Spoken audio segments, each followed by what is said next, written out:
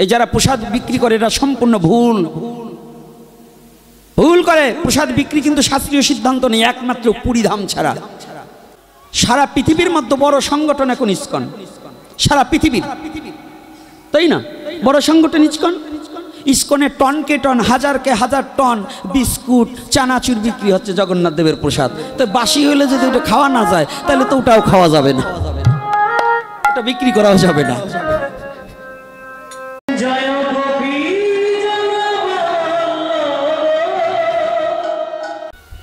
জগন্নাথ দেবের কোনো একাদশী নেই।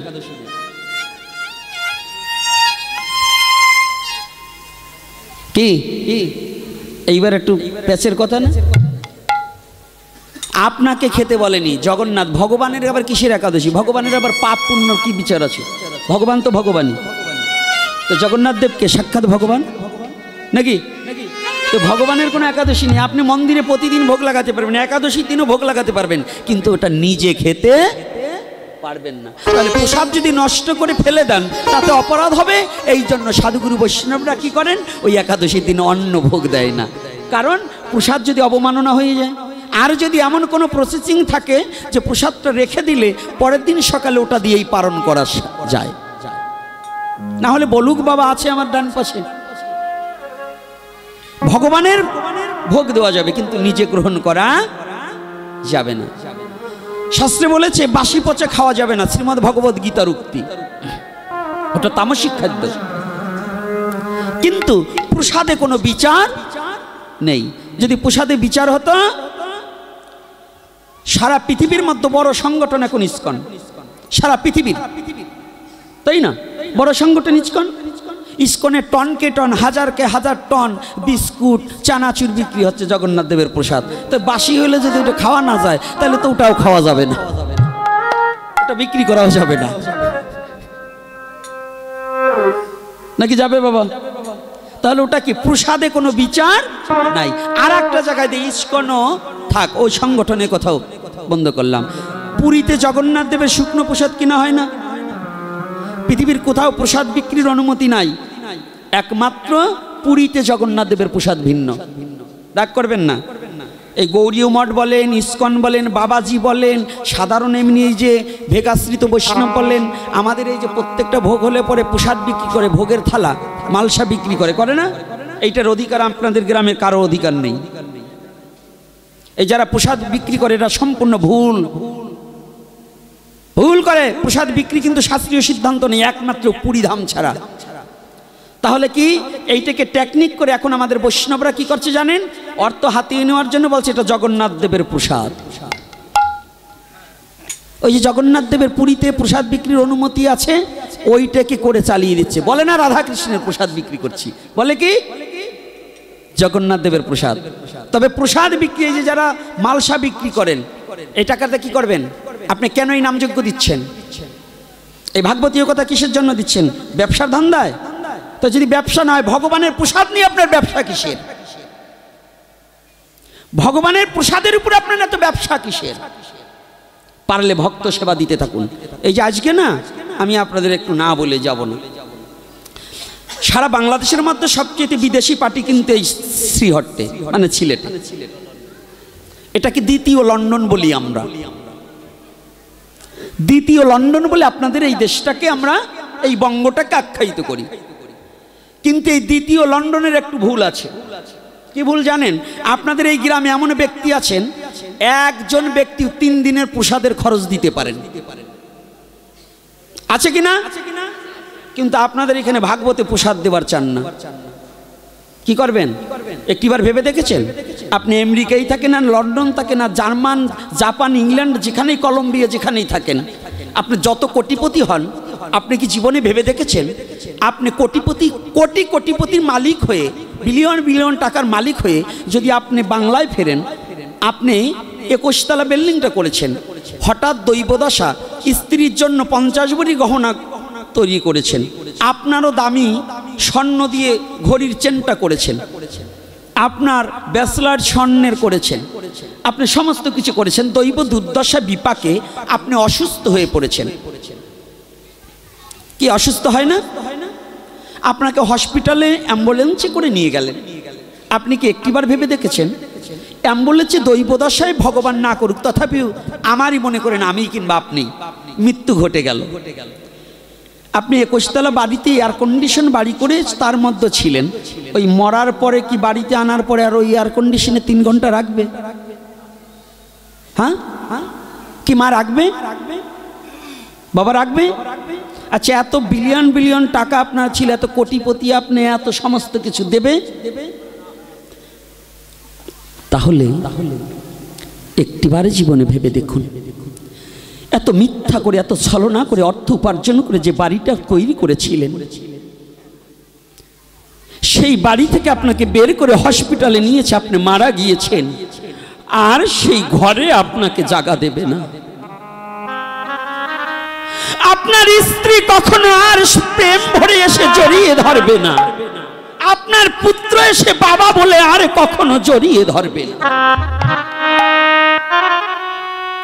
অথচ আপনি মায়ামোহ মরুচিকার পিছনে ছুটছেন, কিন্তু এত সাধুগুরু বৈষ্ণবের সেবা হচ্ছে, ভাগবত হচ্ছে, সেখানে আপনি দানের দুয়ার খুলে দিয়ে সাধুগুরু বৈষ্ণবের সেবার জন্য কিছু দান করছেন না।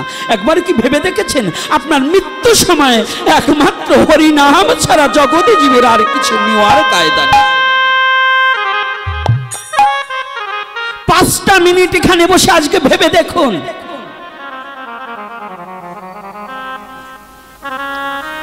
যদি 10টা টাকা নিয়ে যেতে পারেন তাহলে বলছি কি 2টো জিনিস নিতে পারবেন,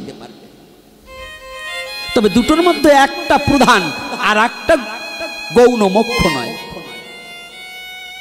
একটা মোক্ষ, মোক্ষ মানে শ্রেষ্ঠ। কোনটা? সেটা হচ্ছে কর্মফল।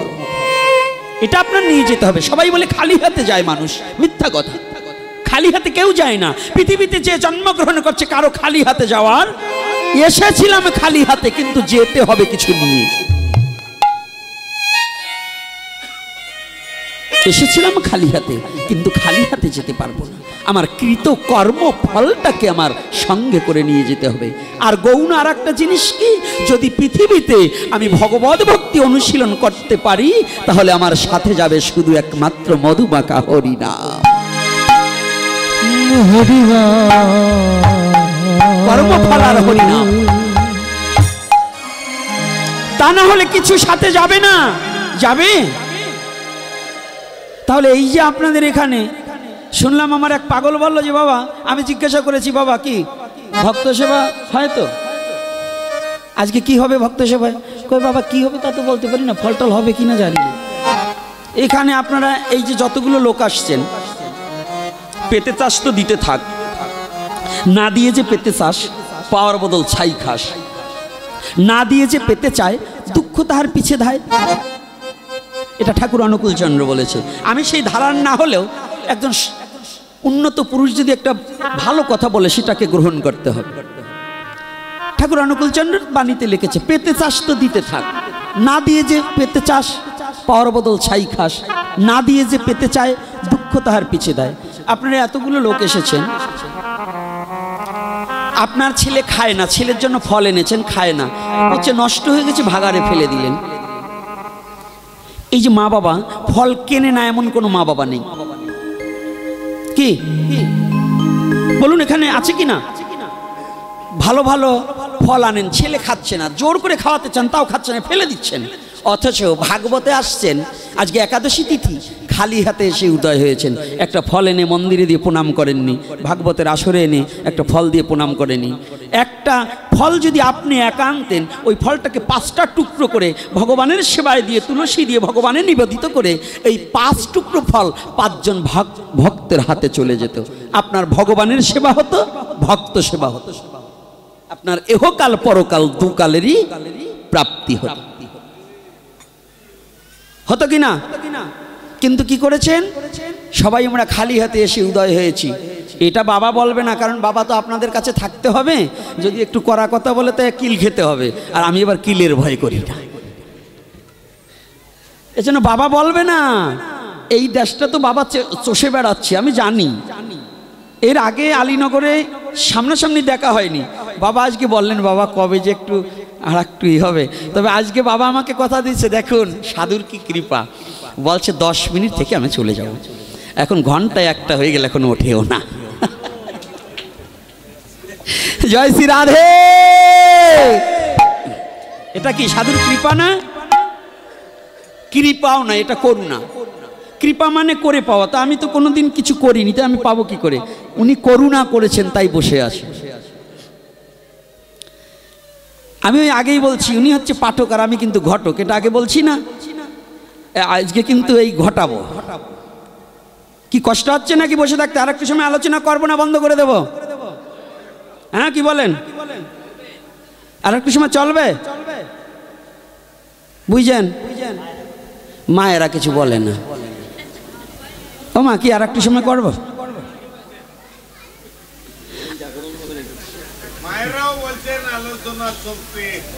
বাহ বাবা, গৌর হরি বল। তাহলে আজকে কিন্তু আমার কথাটা কোথায়? একাদশী থেকে। আর পরে যাবানে সমর্পণে। আগে এই যেটা সাক্ষাৎ এইটা নিয়ে আগে আলোচনা করে নিন। তাহলে কারা কারা একাদশী আছেন একটু হাত তুলুন তো। রাধে রাধে। আচ্ছা, তালে তালে হাত তুলেন না, তাহলে কিন্তু বেতালে পড়িয়ে যাবেন। একাদশী না থেকে হাত তুললে কিন্তু খবর আছে। আচ্ছা যাক, যারা করেননি এটা লজ্জা দেবো না, লজ্জা না। হয়তো অজ্ঞতার বশতে আমরা অনেক সময় জানি না। আমিও যে সারা জীবন জানতাম তা তো নয়। আগে জানবো পরে মানবো। যদি না জানা থাকে তো মানবো কেন? আজকে ভালো করে জানবেন, যদি কারো গুরুদেব একাদশী না করে এবং একাদশীর ব্রতকে স্বীকার না করে, ওই গুরুকে পরিত্যাগ করা যাবে। জানবেন ওনার সব ভালো, দুধের সবটুকুই ভালো, কিন্তু যেমন ওর মধ্যে যেমন সাপে মুখ দিলে তা খাওয়া যায় না, যায়? গুরুদেব আমার সব কিছু ভালো, কিন্তু ওই যে ওই সাপের মুখে দেওয়ার মতো ওনার একটু দোষ আছে। কি দোষ? হ্যাঁ, একাদশীও করে না, আর একটু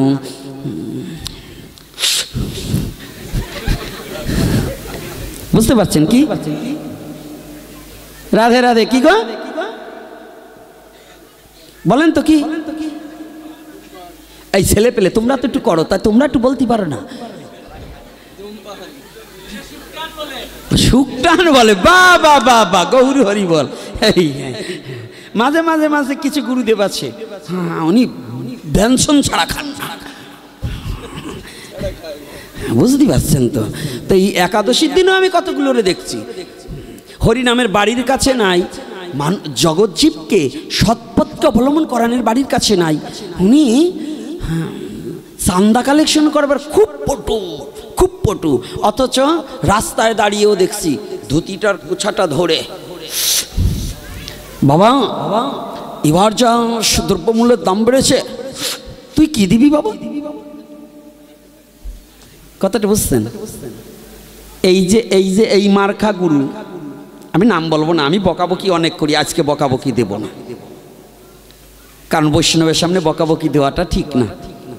আপনারা যে বৈষ্ণব না তা না, আপনারাও বৈষ্ণব, তবে দিতাম, আবার কায়দায় পাইলে পরে ছাড়বো না নে।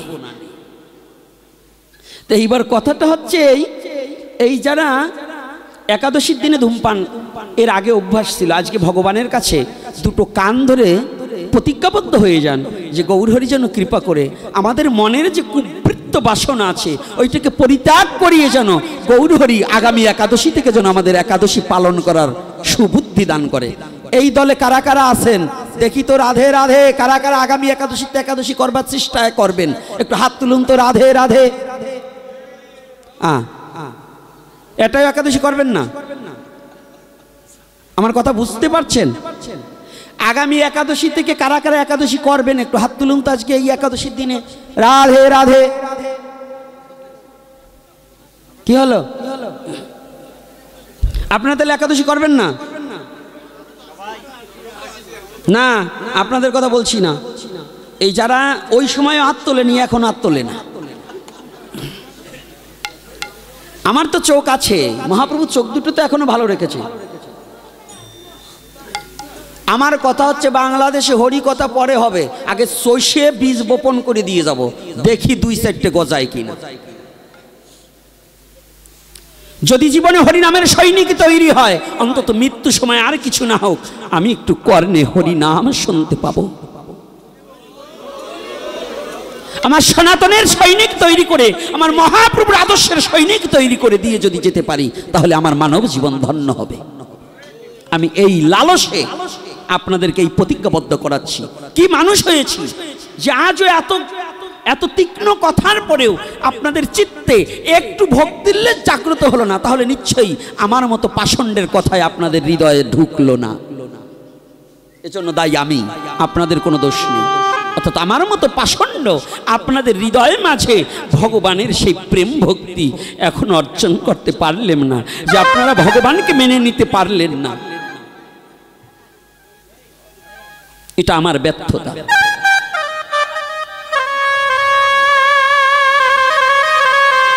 প্রতিটা জীব হরিবাসর, এই হরিবাসরের আর এক নাম হচ্ছে একাদশীর উপবাস। উপমানে নিকটে, বাস মানে কাছে থাকা। উপমানে নিকটে, বাস মানে কাছে থাকা।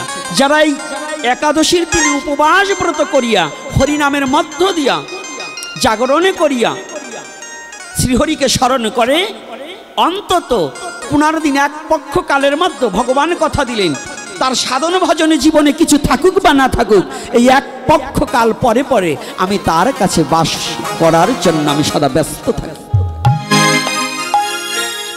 তাহলে আমরা এখনো কলিহত জীব অভ্যাসস্থ নেই ভগবানের কাছে অন্তত একটা রাত থাকি।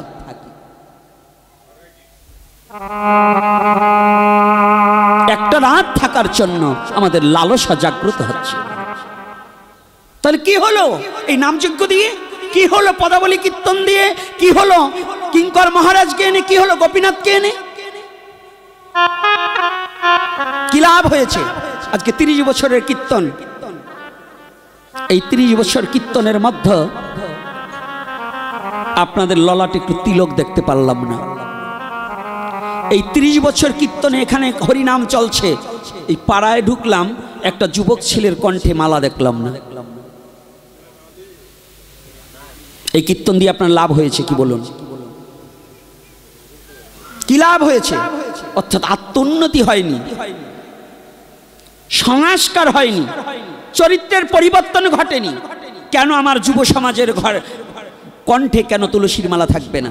আজকে একাদশীর দিনে কেন এই যুব সমাজ সম্মুখে পাবো না?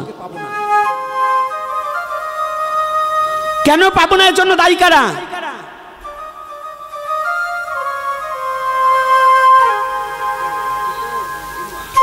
আজকে এত বড় একটা শালনী গ্রামে এসেছি, এত বড় হিন্দুত্ববোধ, সমস্ত জাতির বসবাস, যেখানে ব্রাহ্মণ আছে, কায়স্থ আছে, সেন আছে, নমো নাপিত ধূপা সবই আছে, সেই দেশের অবস্থা যদি এ হয়, আজকে একটা যুবক ছেলে, তাদের কাছ থেকে আমরা কিছু কি আশা করেছি? সাধুরা আপনার বাড়িতে টাকা পয়সার আশা করি নাই, শুধু একটা জিনিস আশা করি, আপনার বদনটা দর্শন মাত্র যেন আপনি একটু জোর গলায় জয় নিতাই কিংবা একটু হরে কৃষ্ণ বলে উঠুন। দেখতে চাই প্রতিটা পাড়ায় পাড়ায়, প্রতিটা মহল্লায় মহল্লায়, প্রতিটা গ্রামে, প্রতিটা ঘরে সকাল সন্ধ্যা একটু হরি নামের ধ্বনি। দেখতে চাই প্রতিটা যুবকের কণ্ঠে একটা হরি নামের তুলসী মালা।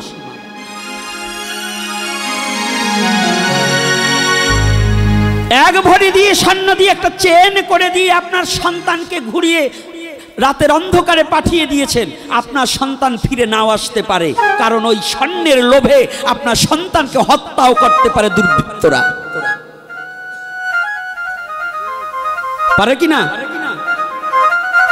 আর আমি কথা দিচ্ছি, আমার গৌর হরির পথটাকে আপনার সন্তানকে অনুসরণ করান, আপনার সন্তান নিরাপদে রাত 2টোর সময় বাড়ি ফিরে আসবে। আপনার সন্তানের কণ্ঠদেশে যখন ওই একটা লাইট মেরে দেখবে দুর্বৃত্তরা রাতের অন্ধকারে, যে কোনো স্বর্ণের অলংকার নেই, আছে শুধু তুলসীর মালা, বলবে না ওরে ধরে বাজাইস না জ্বালা, ওরে ছেড়ে দিয়ে পালা। বলবেন এই সনাতন ধর্মের কথা কি দুঃখ, বড় যন্ত্রণা। আমি এতগুলো মালা নিছি, আমি নেই মালা, ওদের বাজে জ্বালা।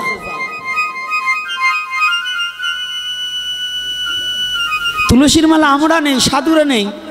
আমাকে প্রশ্ন করে, বাবা আপনি এতগুলো মালা কি ভাবলেন, দম বন্ধ হয়ে আসে না? আমি নিয়েছি মালা, দম বন্ধ হয় ওর। এখানে নারী পুরুষ যতজন আছেন যদি জিজ্ঞেস করি মালা, চুলকায়, গরমে থাকতে পারি না। প্রত্যেকটা নারীকে, প্রত্যেকটা পুরুষকে এখনই বলুন, পুরুষের যদি হার নেওয়ার বৈধতা থাকতো, এই যারা ইনকাম করে প্রত্যেকটা পুরুষ অন্তত 5 ভরি স্বর্ণ দিয়ে হার বানিয়ে গলায় ঝুলাতো, ঝুলাতো না? তাতে কোনো দোষ নেই। দোষ হয়েছে কোথায়? তুলসীর মালা। এদিকে আমাদের ঠাকুর মহাশয়গণ এবং আমাদের লোচনদাস বাবাজি তারা পদ লেখলেন, তুলসীর হার যে না পরে সার, কি কি গো, তাহারও জন্ম বৃথা। তিলক ধারণ না করে যেজন জমালয়ে বাস তার।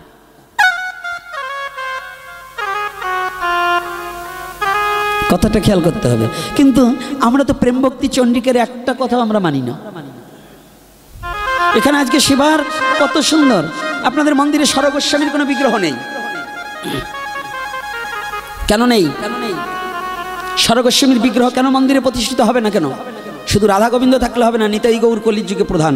আর নিতাই গৌরকে চিনতে হলে সরগোস্বামীকে বাদ দিলে নিতাই গৌর থাকে না। সরগোস্বামী বাদ দিলে নিতাই গৌর থাকে না। এই বৃন্দাবন ধামকে গুপ্ত হয়ে গেছিল, লুপ্ত হয়ে গেছিল, সেই লুপ্ত তীর্থকে পুনরুদ্ধার করেছে কারা? অষ্টগোস্বামীগণ। তার প্রকাশ্যে সরগোস্বামী আর দুজন হচ্ছে গুপ্ত, দুজন হচ্ছে ভূগর্ভ এবং লোকনাথ গোস্বামী। নরোত্তম দাস ঠাকুর মহাশয়ের গুরুদেব আর ভূগর্ভ গোস্বামী, এই দুজন হচ্ছে গুপ্ত। ওনারা বলছেন কোন গ্রন্থের বন্ধনায় যেন আমাদের দুজনের নাম প্রকাশ না পায়। আর এই সরগোস্বামী শ্রীরূপ সনাতন ভট্ট রঘুনাথ, শ্রীজীবী গোপাল ভট্ট, দাস রঘুনাথ, এই সরগোস্বামীগণকে আমাদের যে মত পথের হোক সনাতন ধর্মে এই বাংলায় যাদের জন্ম হয়েছে, বাঙালির গর্ব আমার এই সরগোস্বামীকে চিনা এবং জানা।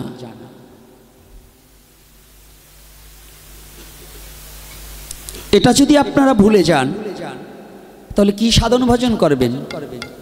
কি শিক্ষা দিল গুরুরা আর কি শিক্ষা দিল বৈষ্ণব ব্রাহ্মণেরা?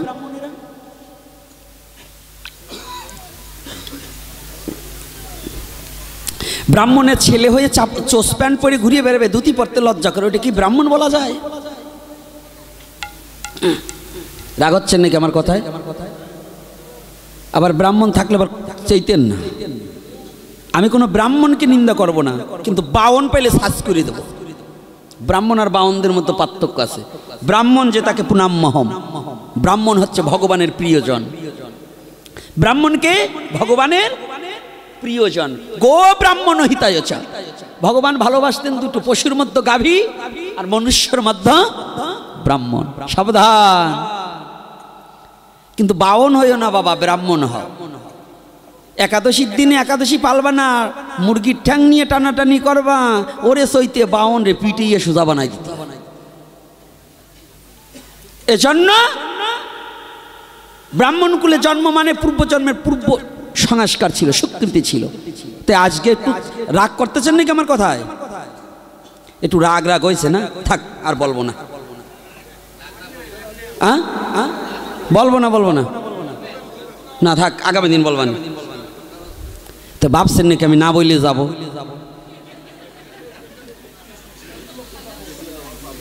ভাবছেন নাকি আমি না বললে যাব? আমি কি না বলা জাত? মুখ দেখলেও বোঝেন না। আপনারা না শুনতে চাইলেও বাড়ি যেয়ে বলে যাব, তবু বলবো। তো এইবার দেখুন, এই একাদশীর উপরে আপনার প্রতি গৃহে খুব জোর দেবেন। একাদশী ব্রতটাকে খুব কঠিনভাবে জোর দিতে হবে।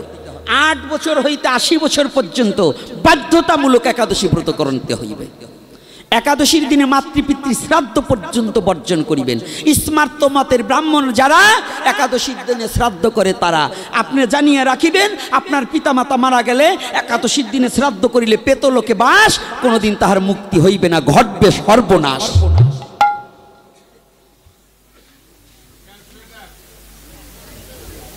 এই সর্বনাশ ঘটাবার নিমিত্তে একাদশীর দিনে শ্রাদ্ধ করিলেও কখনো করা যাবে না। যদি বলে কোনো ব্রাহ্মণ যে আমি শ্রাদ্ধ করব না, আপনারা 3 দিন আগে যোগাযোগ করবেন, আমি ব্রাহ্মণ পাঠাই দেবো, তবু একাদশীর পরে করবেন। আমার নাম্বারটা রেখে দেবেন, যদি কোনো দিন প্রয়োজন হয় সারা বাংলাদেশে আমি বলে দিলাম। কেউ বলবে না, এই ইউটিউবারটা সবাই তো ক্যামেরা ফিটিং করে রাখছে যাতে আমি সিটিং বাজ না হই, বুঝলেন? তো এইবার আমার কথাটা হচ্ছে এইখানে মানুষ তৈরি হতে হবে, মনুষ্যত্ব জাগাতে হবে। আর এই মনুষ্যত্ব জাগাতে হলে পরে কি কি প্রয়োজন তাহার উপরে আলোচনা করতে হবে। আমার বাবাকেও বলছি, আমার এই দামোদর বাবাকেও বলবো যে যেখানে নির্ভয়ে নির্ভীক সৈনিক হয়ে আপনার এখন কথা বলতে হবে। আপনাকে অনেক ভক্তরা ফলো করে, যাতে সমাজকে একটু পরিবর্তন। এখনো আপনার ইয়াং শক্তি আমার চেয়েও দেখি ভালো আছে বাবার। হ্যাঁ, সত্য কথা। আগে দূরে ছিলাম, তার একটা কথা বলি, এই দূরে থেকে ভাবছি কি, আমি সত্য কথা বলতে কোনো ভয় পাই না। ভাবছি কি বাবা কোন মিশে কি না, কোন কোয়ালিটি। আমি মনে মনে আমাকে একজন বলছে আপনি একবার একটু যাইয়েন। আমার ছেলে আজকে বলতেছে বাবা মহারাজের সাথে একটু দেখা করার দরকার না। আমি বলছি কি বাবা তো দেখা তো করার দরকার, যাবোই তো। যখন প্রভুর ইচ্ছায় সামনাসামনি হয়ে গেছি, দর্শন না করলে কি আর আনন্দ বাড়ে? আনন্দ বাড়বে? এখন মিশে দেখলাম যে না, আনন্দ উপলব্ধি করা যায়।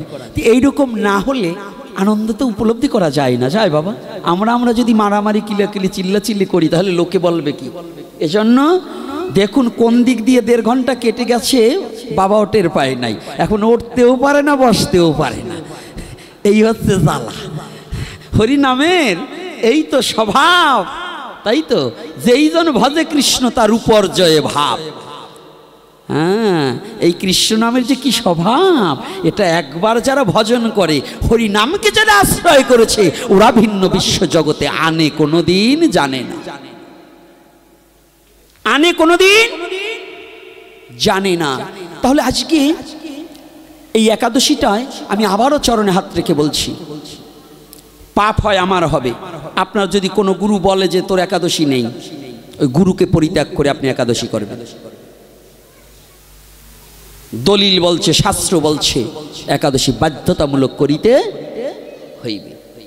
আর সেই একাদশীকে উপেক্ষা করে যারা চলবেন, এতদিন ভুল করেছেন, আমি আপনাদের চরণে হাত রেখে বলছি, দুহাই ধর্মের শক্তি থাকতে একাদশী করার চেষ্টা করুন। এমন একদিন আসবে, আজকে যারা, আমার বাবা একটা কথা বলেছি যে বাবা যেন আমার অহংকারটা দূরীভূত হয়। জানেন এই অহমিকাটার কারণেই জীবের জীবনের দুর্গতি নেমে আসে। জীবের জীবনের একমাত্র দুর্গতির কারণই হচ্ছে অহংকার, অহমিকা, আর তার সাথে যোগায় হিংসা। এ দুটো বস্তু যদি কোনো মানবের দেহে প্রবেশ করে, তার ধ্বংস অনিবার্য হবে হবে হবে। এ দুটো বিষয়বস্তু যদি থাকে, তার ধ্বংস হতে হবে হবে হবে। অহংকার আর হিংসা, এ দুটো বস্তুকে পরিত্যাগ না করলে শাস্ত্রের মর্ম ভগবত ভক্তি অনুশীলন করা সম্ভব নয়। এটাকে যদি দূর করতে চান তাহলে কি করতে হবে? করণীয় কি? লীলা কথা কি? আমাদের জীবনে যদি মনুষ্য জীবন উন্নত করিতে হয়,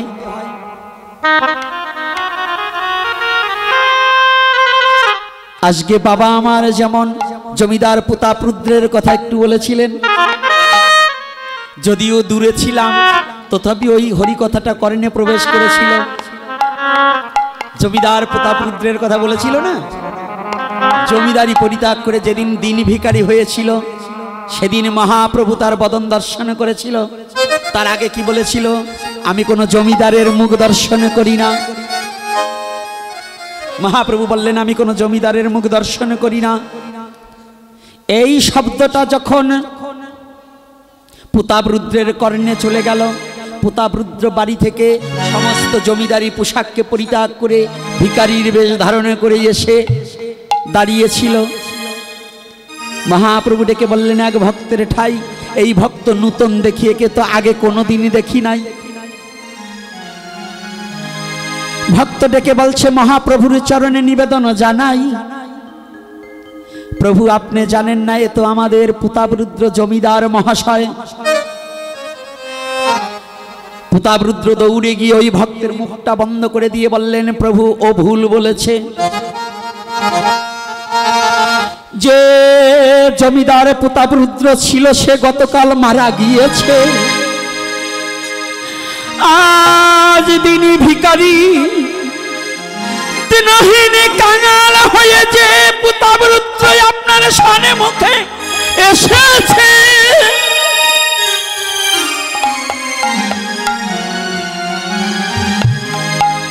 এই প্রতাপরুদ্রের একমাত্র আপনার চরণে ভিন্ন কোনো কিছু নেই। একমাত্র ভিখারি হয়ে দাঁড়িয়েছি। অমন জমিদার রাজ অহংকার পরিত্যাগ করে দিনহীন ভিখারির বেশে এসে মহাপ্রভুর সম্মুখে দাঁড়ালেন। আমাদের প্রতিটা জীবই যদি পারি সমস্ত অহংকার অহমিকা দর্পকে হিংসাকে নিন্দাকে পরনিন্দা পরচর্চাকে পরিত্যাগ করে একমাত্র গৌর চরণে এসে শরণাপন্ন হলে পরে আমার গৌর হরির কৃপা তার প্রতি বর্ষিত হবে। বলে হরিবল। তার কি হবে? তার কোনো অভাব থাকবে না রে, কোনো অভাব থাকবে না রে, তার কোনো অভাব থাকবে না রে, কোনো অভাব থাকবে না রে। ওরে যে তার স্বভাব ভালো হলে পরে কোনো অভাব থাকবে না রে, স্বভাব ভালো হলে পরে কোনো অভাব থাকবে না রে, স্বভাব ভালো হলে পরে কোনো অভাব থাকবে না রে, স্বভাব ভালো হলে পরে কোনো অভাব থাকবে না রে। যাদের স্বভাব ভালো হয়েছে তারা কি করে তাল ঠিক রেখে, যাদের স্বভাব ভালো হয়েছে তারা কি করে, তাদের দেখলে চিনব কি করে? তাদের স্বভাব ভালো হয়েছে এটা দেখলে চিনব কি করে বলবো তো? তাদের চিনব, চিনা যাবে কি করে চিনব? তারা কি করে? তারা প্রেমানন্দে হরি বলে, প্রেমানন্দে হরি বলে, প্রেমানন্দে হরি বলে, প্রেমানন্দে হরি বলে। তাদের হিংসা নিন্দা দূরে ফেলে প্রেমানন্দে হরি বলে, হিংসা নিন্দা দূরে ঠেলে প্রেমানন্দে হরি বলে। তাদের কোনো হিংসা থাকে না, নিন্দা থাকে না। তারা কি করে? তারা একজন আর একজনকে জড়িয়ে ধরে, একে আরেকজনকে জড়িয়ে ধরে, মুখে হরে কৃষ্ণ হরি বলে একজন আর একজনকে জড়িয়ে ধরে, মুখে হরে কৃষ্ণ হরে বলে আরেকজনকে একজন জড়িয়ে ধরে। কি করে? ভক্তে ভক্তে কি হয়? মধুর প্রেমালিঙ্গন হয়। ভক্ত ভক্ত যখনই এক ভক্ত যখনই আর এক ভক্তকে হিংসা নিন্দা ভুলে গিয়ে হরিনাম করিতে করিতে যখন প্রেমালিঙ্গন দেয়, গোলক ছেড়ে প্রাণ গোবিন্দ এসে ওই মাঝখানে দাঁড়ায়।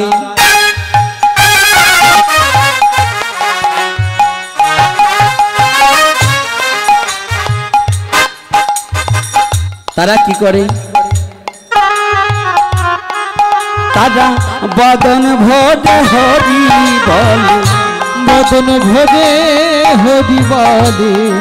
ও তারা নয়নে জলে ভেসে ভেসে প্রেমানন্দে হরি বলে।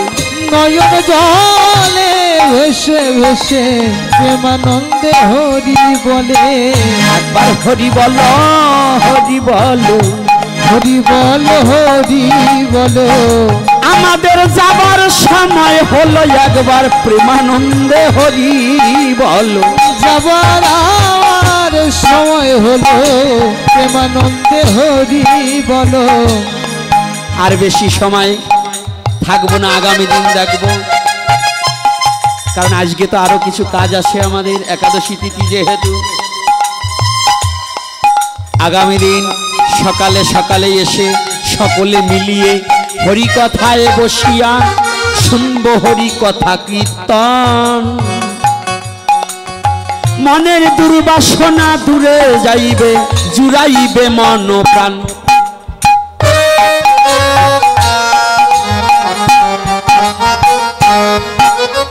আগামী দিন যেন খালি হাতে আমরা কেহ ভাগবত আসরে না আসি। সবাই আমরা কৃষ্ণের ভক্ত, যেন কৃষ্ণকে ভালোবাসি।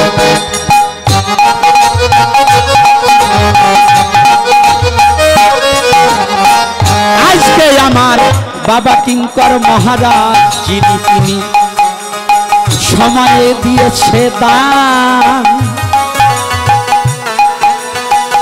হিংসা নিন্দা দূর করিল তিনি, বড়ই যে মহান।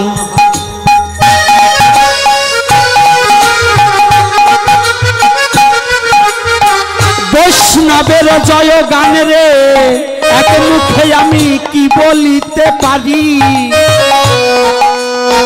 বৈষ্ণবের জয় গান গেয়েছিল একমাত্র ত্রিপুরারি।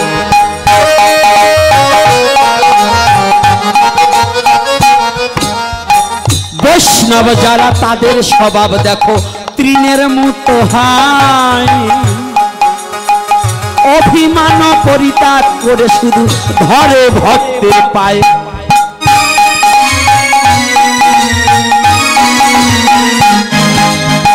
সন্ধে সন্ধে বলতে গেলে রাজ্যে বেশি হবে।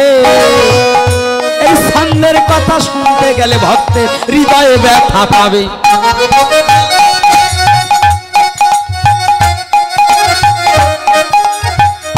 আগামী দিন সকালে সকালে আসিবেন সকলে। মনের কথা বলে বলে আমরা গলা গলি ধরে।